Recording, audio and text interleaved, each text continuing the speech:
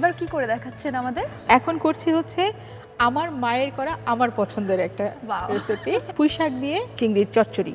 ওকে, পুঁই শাক চিংড়ি চচ্চড়ি কি করে করতে হয় সেটা তো দেখবো, আগে দেখে নিচ্ছি কি কি উপকরণ লাগবে। পুঁই শাক দিয়ে চিংড়ির চচ্চড়ি। উপকরণ: চিংড়ি মাছ 250 গ্রাম, শুকনা মরিচ 3-4টি, পেঁয়াজ কুচি 2 টেবিল চামচ, রসুন বাটা আধা চা চামচ, পেঁয়াজ বাটা 1 চা চামচ, আদা বাটা 1 চা চামচ, হলুদ গুঁড়া 1 চা চামচ, মরিচ গুঁড়া 2 চা চামচ, জিরার গুঁড়া আধা চা চামচ, লবণ স্বাদ মতো, পানি পরিমাণ মতো, কাঁচামরিচ 4-5টি। দেখে নিলাম উপকরণগুলো, চলে যাচ্ছে আমাদের মূল রান্নায়।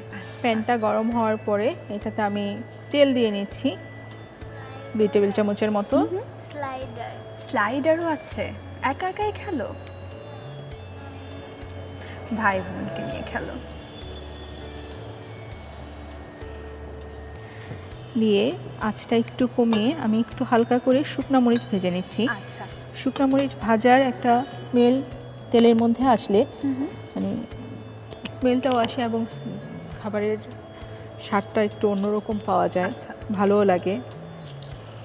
একটু দূরে যাও তো, একটু ফুটে আসতে পারে। 3-4টার মতো শুকনো মরিচ আমি দিয়ে দিলাম। কেমন লাগছে মাকে রান্না করতে দেখে?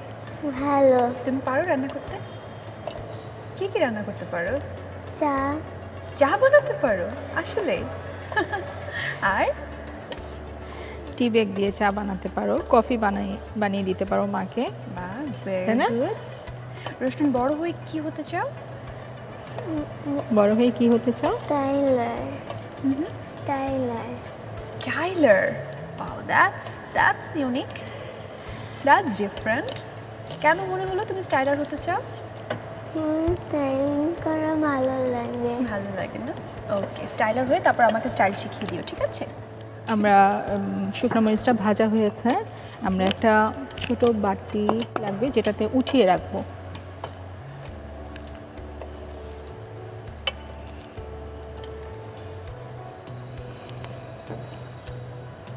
তারপর আমরা দিয়ে দিচ্ছি পেঁয়াজ কুচি,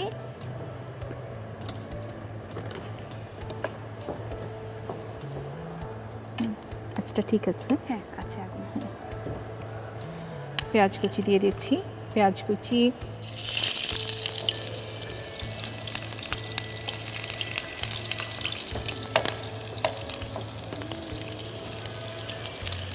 মিডিয়াম সাইজের 2টা পেঁয়াজ আসলে হয়ে যাচ্ছে। পেঁয়াজ কুচি,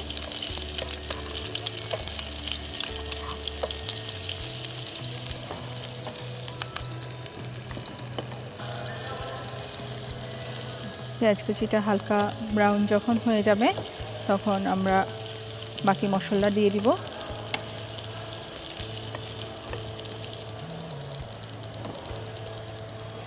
অল্প, খুব সামান্য একটু রসুন বাটা দিব। অনেকে চিংড়ি মাছের মধ্যে রসুন দেয় না, আমি দিচ্ছি। চিংড়ি মাছের মধ্যেও একটা স্মেল আছে, আচ্ছা, অনেকেরই হয়তো সেটা পছন্দ না, কেউ চাইলে অফ করতে পারে। আমার মানে ওই স্মেলটা ভালো লাগে না বলে আমি হালকা একটু রসুন বাটা দিই। যেন চামচের মতো রসুন বাটা আমরা দিয়ে দিই, হাফ চামচের মতো। হ্যাঁ, হাফ চামচের, শরীরের জন্য, হ্যাঁ রসুন বাটা দিয়েছি। তারপর দিচ্ছি পেঁয়াজ বাটা, 1 চা চামচের মতো পেঁয়াজ বাটা, আদা বাটা দিচ্ছি। তারপর দিচ্ছি হলুদ প্রায় 1 চা চামচের মতো,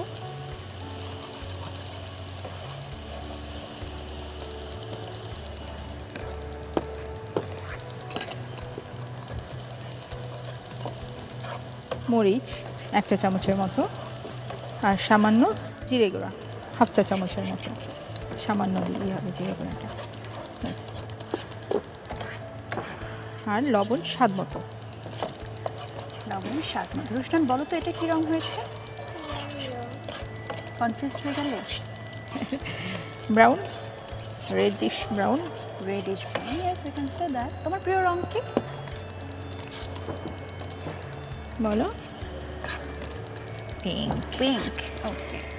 মশলাটা আমরা পানি দেওয়ার আগে ভালো করে ভেজে নিলাম, যে সবগুলা মশলা একসাথে মিক্স করে ভালো করে ভেজে নিলাম। ভেজে নেওয়ার পরে অল্প একটু পানি দেব, অল্প একটু পানি দিলাম। পানি দিয়ে জাস্ট মশলাটা আরও ভালো করে যেন মিক্স হয়ে যায়, কোনো র ভাব না থাকে সেজন্য।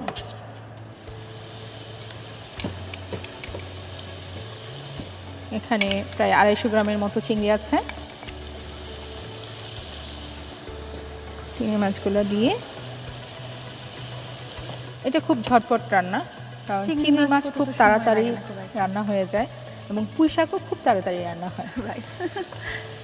চিংড়ি মাছ পছন্দ রোশনান? চিংড়ি মাছ খাবে মজা করে? শাকটাও বাচ্চারা খেতে চায় না, চিংড়ি মাছ দেওয়া শাক যখন হবে তখন মানে ওরা একটু হলেও ইন্টারেস্টেড হয়। এটা তো আপনার পছন্দের খাবার, আপনার মা করতেন। আমার পছন্দের খাবার, আমি খুব এখনো আমার খুব পছন্দ এটা। সাথে সাথে মাঝে মাঝে ওদেরকেও দেখো চিংড়ি মাছ, এটা গ্রিন কালারের র্যাপড কিছু দিয়ে চিংড়ি মাছ খেয়ে দেখো, এভাবে কিছু খাওয়ানো যায় আর কি। এখন আমি পুঁই শাকটা দিয়ে দিচ্ছি। এখানে আমি পুঁই শাকের পাতা এবং শুধু সামনের ডগাগুলো নিয়েছি, যে শক্ত ডাটা সেইগুলা। হ্যাঁ, সুন্দর লাগছে এটা দেখতে। আমার এটা রান্নাটা অলমোস্ট শেষ, কারণ পাতাটা সেদ্ধ হতে জাস্ট 2 থেকে 4 মিনিট লাগছে। রোশনান, তুমি কি কবিতা ছড়া কিছু পারো? গান পারো? ওয়াও, আমাদের শোনাবে একটা গান। চলো রান্না হতে তো আমরা তোমার গান শুনে ফেলি। কোন গানটা শোনাবে? বিড়াল ছানা ইঁদুর একটু জোরে করে গাইতে হবে যে। বিড়াল ছানা ইঁদুর ছানাকে করলো টেলিফোন, বিড়াল ছানা ইঁদুর ছানাকে করলো টেলিফোন, কালকে আমার জন্মদিনে তোমার নিমন্ত্রণ, কালকে আমার জন্মদিনে তোমার নিমন্ত্রণ, বিড়াল ছানা ইঁদুর ছানাকে করলো টেলিফোন। খুব সুন্দর। বিড়াল ছানা ইঁদুর ছানাকে টেলিফোন করে কি বলছে যে আমার জন্মদিনে এসো। তুমি কি বুঝতে পারছো যে এটা একটু ফাঁকিবাজি? সে যদি জন্মদিনে আসে তারপর কিন্তু বিড়াল ছানা ইঁদুর ছানাকে খেয়ে ফেলবে। কি অবস্থা এদিকে আমাদের? এদিকে আমার রান্নাটা প্রায় হয়ে এসেছে, শুধু ডাটাটা একটু নরম হলেই আমরা নামিয়ে নিতে পারবো।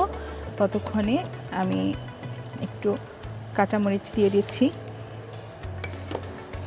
কেমন স্মেলটা? ভালো। কাঁচামরিচ খিদে পেয়ে গেছে? আমাদের কিন্তু স্মেল নিয়েই খিদে পেয়ে গেছে। আপনারা তো স্মেলটা পাচ্ছেন না, কিন্তু দেখেই ক্ষুধা পেয়ে যাওয়ার কথা। বাসায় অবশ্যই ট্রাই করবেন, আশা করি ভালো লাগবে। আশা করি ভালো লাগবে এবং হেলদিও হবে খাবারটা। আর শীতকালে পুঁই শাকটা খুব ভালো পাওয়া যায়, খুব ফ্রেশ পাওয়া যায়। এটা মানে কোনো কিছু দিয়ে প্রিজার্ভও করতে হয় না। জাস্ট নামিয়ে নেই আমরা। হ্যাঁ, তেলটা উঠে গিয়েছে।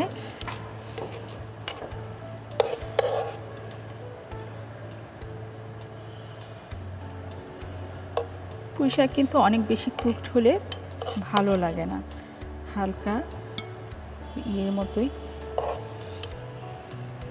রংটা সুন্দর থাকে। হ্যাঁ,